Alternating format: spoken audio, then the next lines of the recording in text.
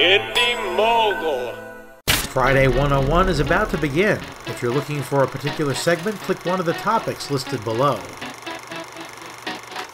Hey Indie Mogulers, Russell here. Welcome to Friday 101, where this week we're going to be talking about fight scenes. I got in contact with my friend Andrew Kim of the channel WMAI Students, and he's going to tell us how he does his fight scenes. Now, Andrew was supposed to be here for the episode earlier today. I'm not entirely sure where... Oh, maybe that's him now. I'll be right back.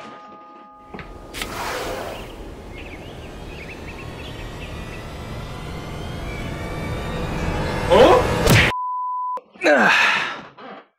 Lot smaller than I thought it would be.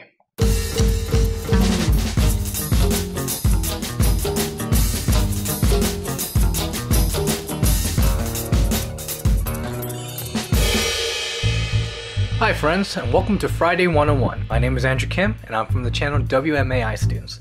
Russell is dead, so I'm here. Today I'm going to talk to you about fight scenes. What do I know about them?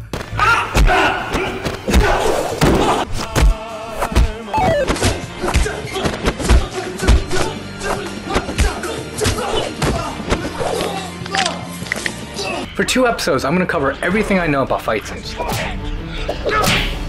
Let's get started.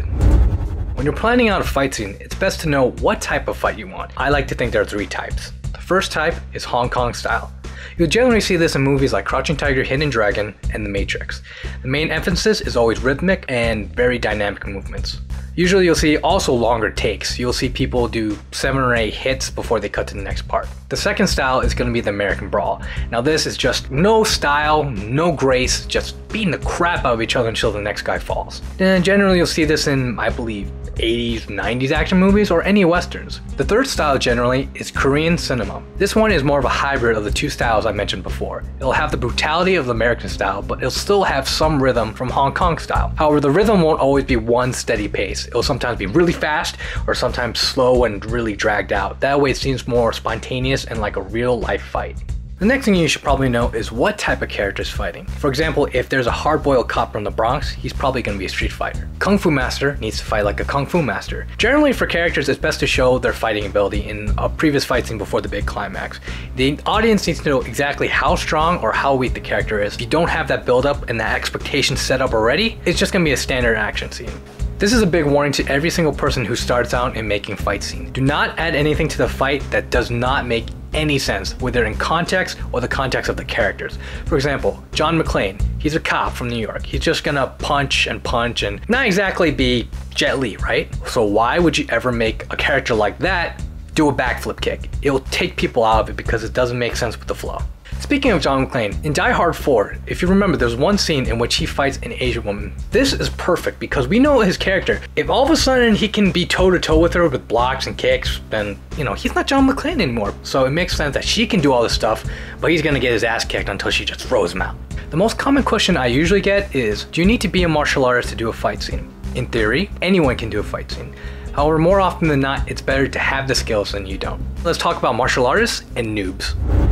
Beginning filmmakers tend to believe that if they have a black belt or an MMA fighter, it's instantly going to be gold when it comes to fight scenes. However, that's not always the case. The positives are pretty obvious. They're built, they know techniques, they have endurance, everything you need. But here's the downside. They're always trained to hit as hard as they can. They know how to do these effectively. Martial artists are generally taught not to telegraph their movements. That way, it's always hidden and deceptive and very deadly. However, that won't always work on film. They need to exaggerate to look better on camera. Using a dummy as an example, here's how a martial artist would usually punch. Now for a movie, this is how you should punch. You never would fight like this in real life, but this is a movie. The camera needs to see it this way or else it doesn't look powerful. Some people think in order to look like a badass, you need to know every single kick, punch, or throw known to man. That is not necessarily so. You can look like a complete badass just by doing a few punches and kicks and throws, but done very convincingly. For example, in, let's say, Bourne Identity, he doesn't need to know every single lock known to man. He only needs to know certain locks, punches, and kicks and perform them effectively. Maybe he can't take on a CIA, but in the film, it looks like he can take out an army. What I'm about to talk about is my style of fight scenes. It's not going to work for everyone and it's not everyone's style, but I like to work with rhythm. When you listen to a fight scene, and I literally mean listen, you'll begin to notice it. Punches will be like, and like kind of in the sequence. You also notice there's breaks. It's kind of like a musical piece. There'll be speed up, speed down, always a rhythm, like a play or a musical. This helps keep everything on track and it keeps on pacing. So here is an example of me working with rhythm with Russ. So it's like 1, so it's like 1, 2, 3. So like after that you can speed it up. Okay. It's like boom, boom, boom. So it's like ta, ta, ta. So it's a rhythm. So It's like 1, 2, 3, 4. wow. You actually hit my nose, but to the point where you only hit the cartilage on the end and not the bone. So you punched my nose, but no pain. However, there is one pitfall with rhythm. It might look too rehearsed. Punches might come at the right time or too much of a block at the right moment. That way, it destroys the illusion of, oh, this is a spontaneous fight in real life. Now remember, you don't have to rely on rhythm style all the time. This is essentially about making your own style. That's it for this week on Friday 101. Next week, I'm going to cover more on how to perform it, how to shoot it, and other miscellaneous tips that might help. See you next time.